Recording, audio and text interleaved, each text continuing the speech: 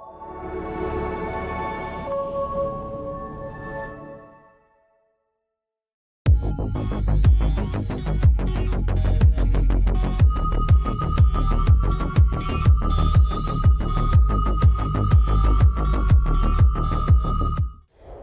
neighbor, this is Haiti Panamino, your host for Social Practices in the House of Wisdom.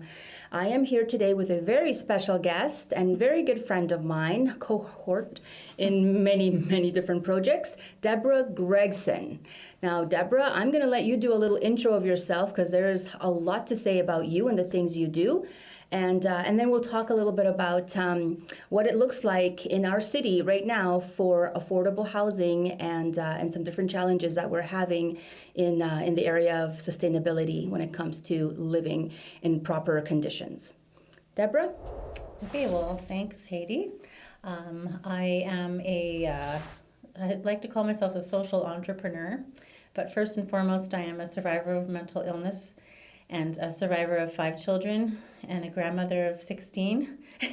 So I have a very busy personal life, but I have been running my own social agency for about 11 or 12 years now. And the things that we focus on are working with people individuals with developmental disabilities with complex needs. So that means that they are dealing with addiction or mental health challenges.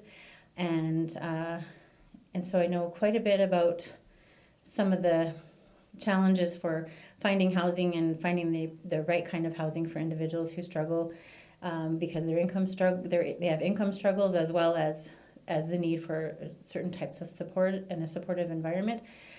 Before I did that, I was an executive director for Canadian Mental Health Association up in Grand Prairie, and we worked with a number of housing situations. We had about 111 units from house to duplex to apartments, and we actually developed a 55-unit straight from homelessness project as well up there that we were able to run for a few months until bureaucracy caught up with us and we weren't able to continue it. That's another story, and I'm not going to get into it. But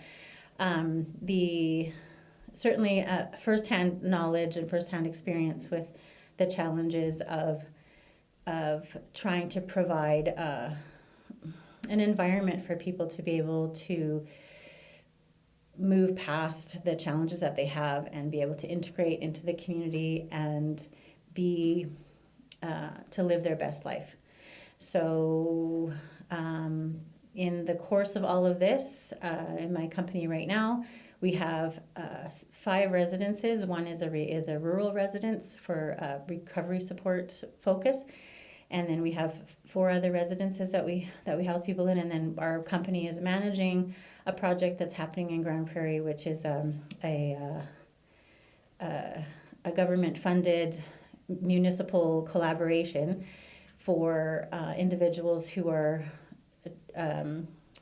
trying to either avoid or move out of homelessness. And so they have provided this apartment, and we have 18 supported units. So that means we have staff there that are helping to support people through their process of getting connected into all of the things to stabilize themselves out of a recovery position or out of an addiction position into recovery and out of the whole homelessness cycle. And then we also have 24 independent units simply just for affordable, low-income kind of situation. So we're creating a community, and I've seen this firsthand, how it can be so amazing to create a community within a housing project that is supportive of each other. Certainly we're not perfect, and we're just getting started, and we've had our ups and downs and ins and outs, but one of the other things that I did a few years ago was did a research project that was funded by the Canadian government for innovative solutions to homelessness. And so that's where Haiti and I got connected, because I connected with her through that work there and put together, looking at the best practices and the things and the challenges that were happening in a number of communities in Alberta to try to get to the bottom of how can we how can we as communities do better at creating a better trajectory or a better continuum for individuals who are in crisis and to get them into thrivability. Wow, Deborah, that is amazing. Now, it's safe to say that you've got some experience with helping people transition into better lifestyles. What is the name of your company in Grand Prairie?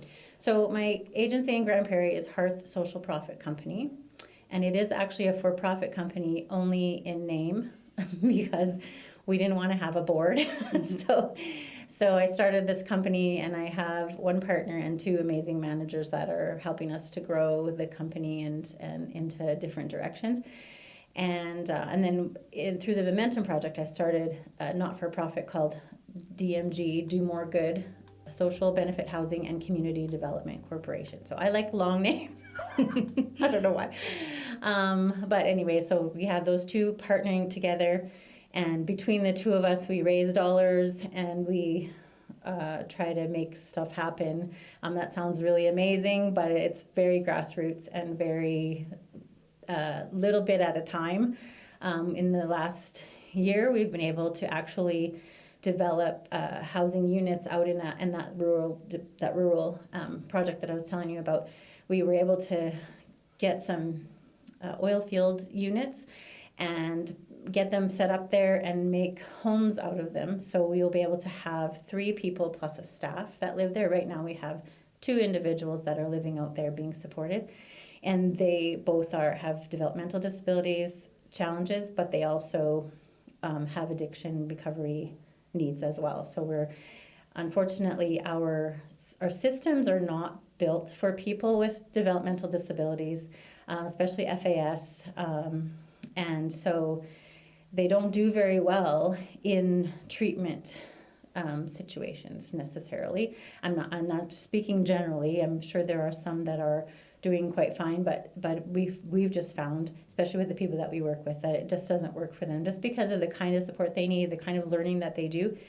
And we always talk about that they need an external brain. Mm-hmm. So going to a treatment facility on your own and being expected to manage through that process like everyone else does is not possible for people with some of these different types of disabilities. So the ideal would be that they would have a helper that would go with them, but they're not set up like that. And so we have found that our people have kind of had to, some have been successful in some facilities that are more set up for that, but in others not so much. And so what my focus is I feel like people need to have the right kind of home for them. So whatever that looks like, right? Mm-hmm. So that's what I'm interested in, is helping to provide the right kind of housing. So some people, absolutely, just affordable, leave me alone, I'm good. I just want to be safe. And that's another thing too, people in recovery, it is very difficult for them to live in a place where there's people using drugs, doing, having alcohol, doing parties, all the things around them, when they are trying to be serious about changing their life. And I've seen that in some of the projects that we've been involved with or that I've observed. That's a big challenge when you mix those two.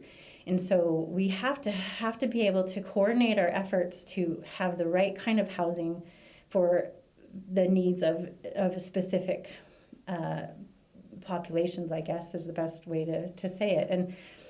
And so providing a safe and sober living environment for people who want to be serious about recovery is a goal that I have. One of the projects that Deborah has been really pushing hard to try to make sure that it gets the attention that it needs is the Momentum Project. Would you tell me a little bit more about that? So as I mentioned earlier, I did a research project, called it the Momentum Project. It was funded by the Canadian government. It was designed to explore innovative solutions to homelessness. So I did this project about 4 years ago, and looked at best practices in all around the world and in Alberta, and as well as just because I'm here, decided to look at Red Deer, and then I work in Grand Prairie as well. So we kind of compared some of the cities in Grand Prairie and in Alberta, and long story short, there's so many good things that are happening. There's no denying that there's a lot of really good people and a lot of great intention, and certainly good things are happening and people are getting helped. But the thing that comes up over and over and over again, and it has been for decades, is the disconnect between sectors, between agencies, even within communities.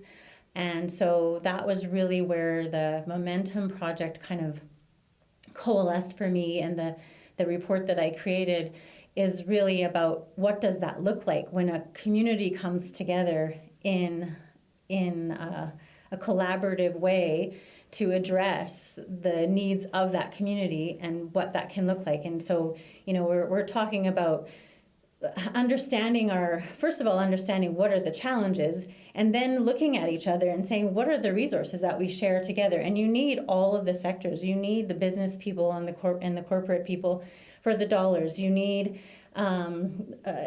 businesses and trades and all of those, that kind of sector to look at, is there training, is there job opportunities, is there things we could help create, streams we could put people through so that they could have employment. And how do we work together to build these things? Is there ways that we can do things more cheaply? Do I have to take the full 100% or 150% of the fee that would normally be charged? Can I hold back a little bit on that so that we can afford to do more things? And is there a way that I can incorporate some of those individuals that are coming out of homelessness or in recovery and trying to integrate into my workforce? Is there ways that we can build bridges for people? So there's that aspect, as well as the communities that people are moving into. Are we prepared as communities, as neighborhoods, to welcome individuals who have gone through a crisis and are trying to stabilize themselves and really embrace a different way of doing things? Are we able to enfold them and help them and mentor them and help them feel safe within that community? And are we able to establish trust with them, or feel that there's a way that we can see past those differences or their past?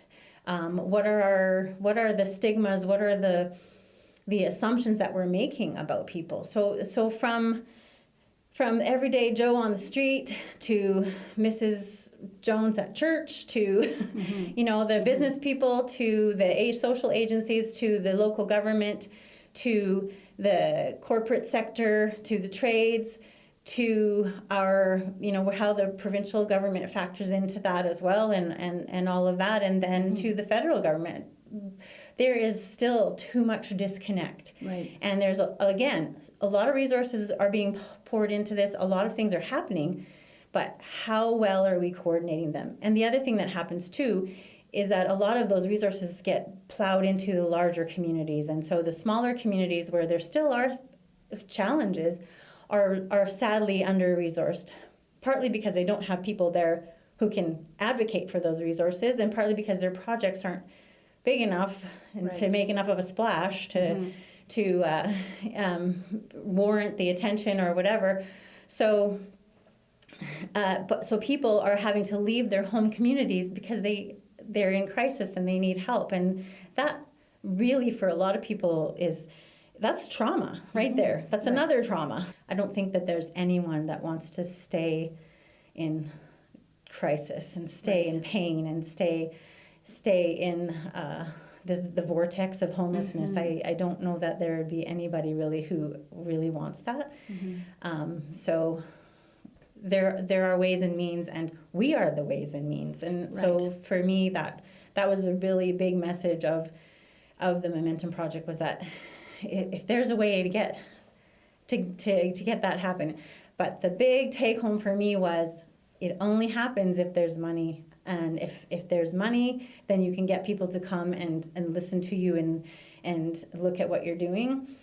Because most people are burnt out. Most people are tired of trying and disillusioned by the efforts that have been made, but haven't come to fruition. So municipal government changes and a big, amazing project that everyone was so excited for, and this whole momentum was happening, is now kiboshed because the next political leader, shall we say, is not interested in that, and so it all of that momentum gets wasted.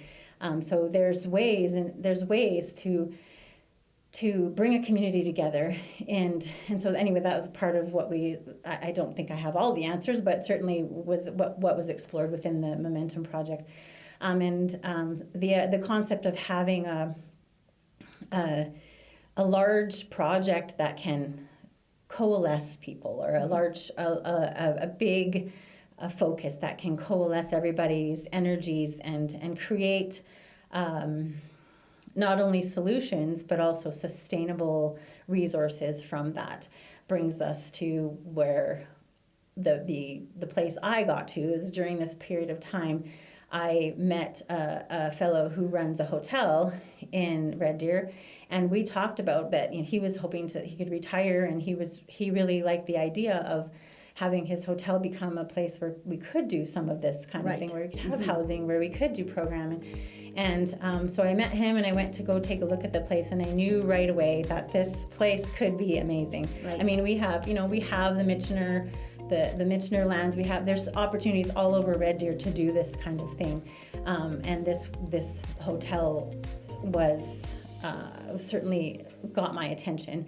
So just for the last, I think it's been 4.5 years now, it's kind of been on the back burner, and finally I was able to apply just last year for some funding from the Alberta government. It has to be the right kind of funding too. It does. So there might be lots of money going around, but there's criteria that have to be met, right. And so that's another thing that it's really hard to navigate sometimes. So anyways, I was able to get almost $2 million, which is amazing.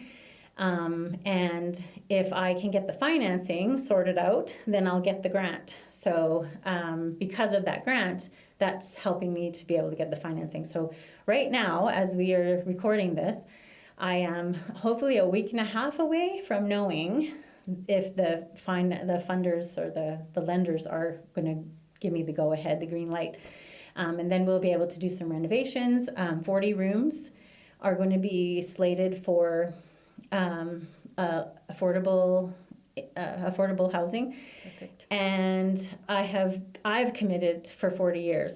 So not everybody does that, but I did that because a lot of times, and I'm not patronizing or vilifying or anything like that, but I know that the government in these different funds are trying to make it palatable for the corporate world to do this. And so what they will do is they'll say, you have to provide this, like 30% of your units have to be whatever that we're looking for, and you have to provide it for 10 to 20 years. And we'll give you funding to make this wonderful building, but then you're only tied into this for X amount of time.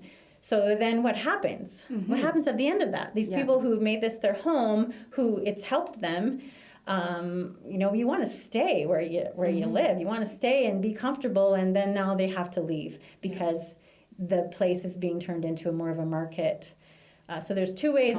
There's two ways around that. One way is to recognize that yes, 30% can be. I'm getting louder because I'm getting passionate. 30% can be affordable and help that, but then we can look at it as an opportunity. It isn't just for affordable housing, it's for building a community. Exactly. Building a community where people help each other, where they look at each other and they see another human being with similar interests, or somebody who they could mentor or who could mentor them. Because just because someone has been in crisis doesn't mean they don't have skills or knowledge or wisdom that they can share with us. Mm-hmm. And so looking at each other and being able to and I don't say this from a Pollyanna perspective. I say this from a place of seeing it happen. I really literally have been involved in projects where you literally see this beautiful community and care that starts to develop between people. So if we can have a mixed market, mixed income, and look at it like that, where it's an opportunity for people to mingle on a different level than income. It's about creating a community together and finding value between each other.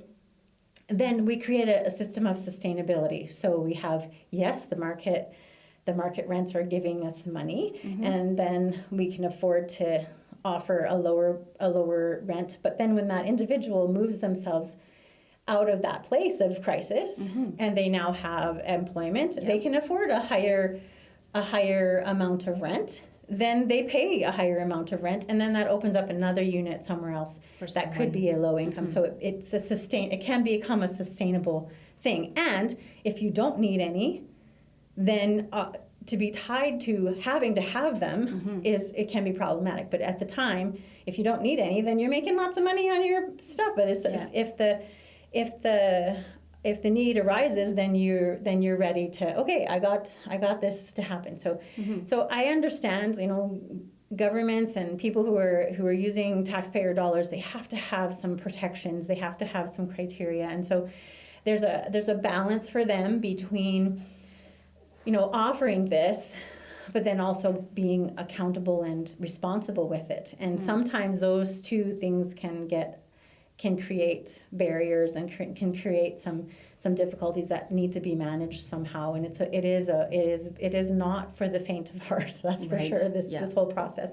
So we've been doing those negotiations, and as we've been developing this concept for this hotel, and getting municipal government involved, and working with the granting team. And then with the owner, we're just trying to figure this all out. We've got a contractor who is ready to do renovations, and we actually are renovating one of the rooms just to see. Before we even get the grant and everything put together, I just decided it was worth, and that's paid for through DMG. The money that we've raised with DMG is able to pay for this room to be renovated, so we can see what the actual costs are and have a product that we can show. So like a little show home, I guess. And just to see where the challenges can be and get that process going with the county. So the hope for this hotel is that we will be able to build a safe community for individuals. Not just anybody can live there. Yes, we are going to have to be a little bit picky because we want people to feel safe. So, and single seniors or seniors couple possibly might like to live there, because we will have the option of doing meals, and we will have housekeeping that they can hire right on the spot, because that's the beauty of this, is that we're doing the hotel and the housing. Right. So we have the hotel making the money to sustain the affordable nature of the units, and then we will actually make a profit off of that, and that profit will then go towards creating more housing. So next steps housing for people, or some of the kind of housing that is just not available. I had a mom call me just this afternoon, actually, as I'm on my way in here, and saying that she's looking for an option for her daughter that she can't find in this area, and she wants, if I have to make it, I'll do it. So I'm looking for those kinds of people. Right. And then we can start to look at how do we, one of the things that I'm finding is in our project in Grand Prairie, is that individuals who are in recovery, it's really hard for them to live with individuals who are still doing harm reduction with. Right. Where they're using in their spaces, they're smoking crack in the building, and they're trying to get away with all they're drinking and carousing through the building, and that smell of alcohol is a trigger for somebody who's in recovery. And we've seen the struggle, and we've also seen relapses from people who've been like clean for 6 years, and now they've relapsed because they're exposed to that. So this isn't me being all church lady and saying, I don't want anybody who drinks in my apartment. It's me saying individuals who are in recovery need to be safe. They need to be provided with safe spaces where they can enact their recovery and be secure in their recovery, and where they're accountable to that recovery, and that is going to impact their housing. And yes, that flies in the face of some of the housing first philosophy, but in a way it doesn't. In a way we're talking about next steps. Somebody's gone through treatment, they've really made this commitment, they really want to do it, and now we're going to provide them with a place where they'll be safe to be able to do it. They're not going to be exposed to that those elements, and they potentially even could find some employment opportunities because we have a business that we're running as well. We're talking about food, producing food, making a garden, having a greenhouse, and perhaps even a space to do some handicrafts or whatever the people bring, whatever skills, whatever interests, whatever. We want to try to expand that and create some social enterprise for them in this space as well. So people need a purpose. They need a connection, and they need a purpose. That's the antithesis of addiction is connection. Right. So that's what we're trying to create, or we like to create in this space. And then we'll have this bougie little hotel, motel that will attract hopefully the people who want to support a social cause but also have a really cool experience. Right. And we'll be providing a nice breakfast for them, and then eventually be able to build a kitchen and have a restaurant and start to really add on to the value of the building that's there. And there's opportunity in this for investment, and I would love to see some local investment into this. And that's another thing that we can talk about, because there's a certain kind of investing that needs to happen. And it isn't an investment that says, I'm going to put money in and I'm going to get as much as I can out there, and that's okay. I'm not knocking that at all. But when you're dealing with helping people, when you're dealing with human needs, I think that there's a side of us that needs to come out that says, I'm okay with not getting as much because the social return, the legacy that I'm creating is enough. And if I get a little bit back and I feel like I haven't lost all my money, then that's great. So those are the kind of investors that I'm interested in talking to, because I would love for the investment to be local in the things that we do. So we'll go on to renovate houses, buy and renovate houses to create pod living. So that's one of the things that we're finding too. An individual doesn't do well in a large apartment necessarily when they're still in the harm reduction phase of recovery, where they haven't really been able to kick the habit quite yet. And so living in a home where there's 2 or 3 roommates together, where you can really enact your treatment at home with each other, constantly in a group, and hold each other accountable and support each other with staff that may live in or may just come in to support depending on the needs. Those are some of the things that we're looking at as well, to create for people. And then, as I had mentioned, we have a rural project that we're working on. Those are really important as well. Getting people out of town, getting people, out of treatment into a safe environment that from then they can springboard into whatever the rest of their life looks like. So being able to provide them with not just post-treatment really needs to be, and it is, post-treatment needs to be about employment and relationship building and what are my next steps and how do I get that, and we need people to circle around that as well, not just circle around the treatment part and getting people into treatment, but circle around them when they're coming out of it so that they can stay in that trajectory. When we talk about community, and we're talking about practices within our community that have been lost and need to be revived, I think the whole it takes a village really has lost its meaning. So when you're talking about the Momentum Project and how DMG has put the intention forward to purchase this hotel inn just outside of Red Deer, I'm envisioning seeing people who are recovering, who are leaving incarceration, who are in different stages of life, having a space where they can call home and support for their transition into healthier living.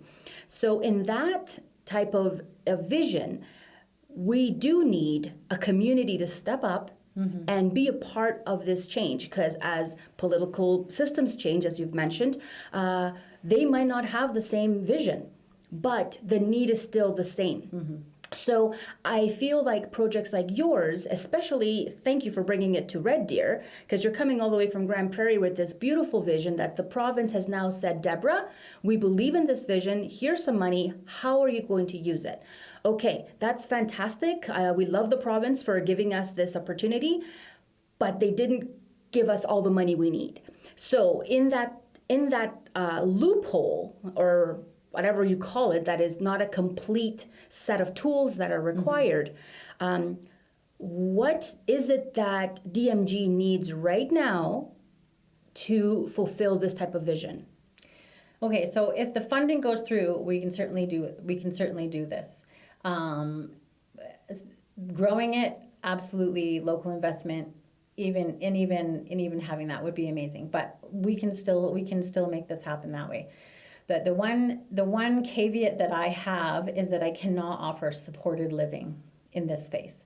So what that means is then we're going to be relying on connections with community agencies and for some of those technical supports that are required, because I can't provide a supported for the rent that they're paying. I can't provide that in-house. So we will be helping people to connect to, and I hope that it will become a hub for the different agencies and the different opportunities that people have and that support.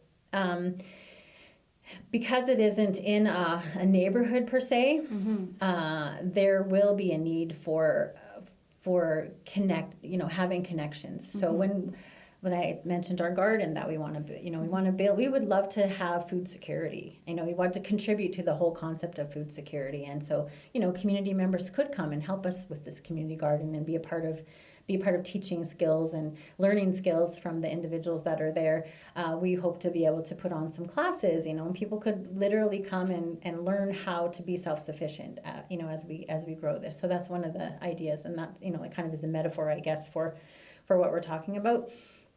The other thing is that, the vision that I have and the hope that I have is that these individuals will make a community with each other, and they will see each other as neighbors, and they will see each other as friends, and they will help build each other up and support each other in their needs and create, gatherings. And I just, in my mind's eye, I can see, guitar playing on the lawn and people sitting around singing songs or whatever, having some jamming.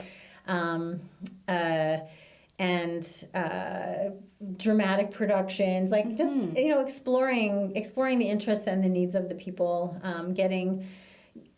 When you're coming out of crisis, addiction, you're healing from trauma, you have to replace that with something. Right. And a lot of times we find people will reconnect to, especially if someone has been in crisis since they've been a child, they often don't have anything that they've really connected with over the course of their lifetime. So now we have to present them with opportunities to discover what makes you sing and what makes your heart full and what gives you that sense of satisfaction and purpose. But for others, they were interrupted in their life and they need to reconnect back to the person, the things that were before they became unhealthy, the things that gave them joy, the things that they made a living with. And so there's skills, there's inert skills that are still in there, and we need to help them reconnect with that. And that's not just me talking. That is literally research driven. Like it's been seen, and it's important to be able to do that. So creating an environment where people can explore those employment opportunities, employment skills, employable or marketable. Their creativity. Yeah, and then as well the creative aspects and expression and personal connection. So all of those kinds of things are what we'd like to do, and invite the community into that. Certainly, not as volunteers if I'm here to help you, but as people who want to explore this adventure and see how can we do this and what could this look like in my community, right? And when we're looking for communities to build or to grow to grow more housing and the different kinds of housing, then we're looking for communities who have that spirit, of welcoming, and that we're going to bring them some value by what we provide, but by the building, by some of the business that developed from this. and also because of the people that are moving into their community and what they have to offer, the wisdom, the compassion, the desire to help, the skills, all of those things, they are also bringing value to that community. That's perfect. Yeah, that's really wonderful. Deborah, I really wish you best of blessings and luck with this endeavor. I know that donations are always very important. You know, if there's a philanthropist out there who says, you know what, I wanna donate, you know, part of my fortune to see people get, you know, healthy in their lives and to give something to the community. You know, like definitely if there's a business out there that says, you know what, I can get a tax break if I give these people $20,000 or $100,000 to build a greenhouse where they're going to be able to sustain their own living, and maybe they'll give me free veggies, you know, like that kind of stuff. Like we need people who have the vision to really be a part of this village and to help Red Deer support itself and step away from the systems that are really tapped out. You know, maybe they've done their best, maybe they've just been outdated. You know, maybe it's time to go back to that sense of learning how to live and how to grow things and how to sustain yourself. Because I think where we're talking about mental health, it stems from not having proper roots. Mm-hmm. You know, and proper systems. And I understand, you got two working parents, you got kids who are raising themselves, you've got social media that's attacking in a lot of different areas, but we also have a wealth of knowledge within those systems. And so utilizing this type of endeavor and this type of social practice, we can really leave a blueprint for other neighborhoods and other communities. I would hope so. And certainly that came up over and over again in the research that I was doing and in my career, is that the element of community, that grassroots piece, is so necessary. And in other areas, they're training people in villages and in communities to do like a lay version of whatever that profession is, right? Mm-hmm. So people are being trained with enough skills to just provide that community level support. Right. And we definitely, I see that with my own grandchildren too. There's just a disconnect. There's such a huge disconnect because of the internet, and we vilify sometimes the internet. It can be so good, it can be such a tool, but it also can be so destructive, and it disconnects people from each other. And I mean, in your own home, you're disconnected, like you said, from even your family, and people don't know how necessarily, and that's a general statement, of course, but not knowing how to communicate with each other, not knowing how to share what's going on for ourselves. That is those are the stepping stones into mental illness, into emotional disruption, into addiction, because we're not connected, right? And we're looking for something else to fill that void. And people need purpose, and people need love and compassion, and they need to serve, and they need to help each other. That is really an important human need, and if we're not doing that, then we're not changing anything, right? It's just we're putting a Band-Aid on something, and it'll still continue. There'll still continually be people falling into that river, right? And we have to try to scoop out. And a lot of them don't make it out. Yeah. And we're losing a lot of our resources, especially in our younger population. And sadly, we're losing a lot of resources in our elder population. So we're losing our history, we're losing our knowledge, and programs like yours and and new ways of thinking, the way that you're researching how to create this sustainability, are very vital to the success of our community. So once again, Deborah Gregson, thank you very much for being on Social Practices in the House of Wisdom today. Thank you.